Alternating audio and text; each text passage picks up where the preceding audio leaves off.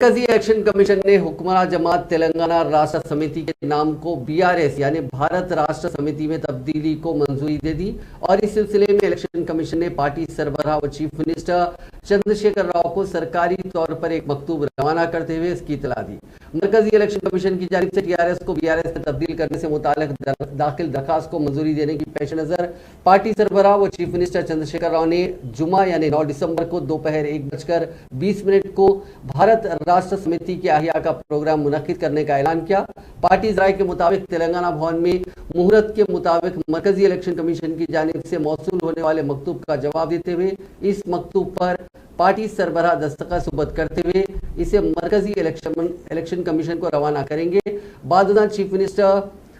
BRS کے نئے پرچم کی پرچم کشائی کریں گے۔ پارٹی سربراہ نے ریاستی قائدین، عاملہ کے ارکان، ضلعی صدور، وزراء، ارکان پارلیمنٹ، ارکان اسمبلی، ارکان کونسل اور دیگر قائدین کو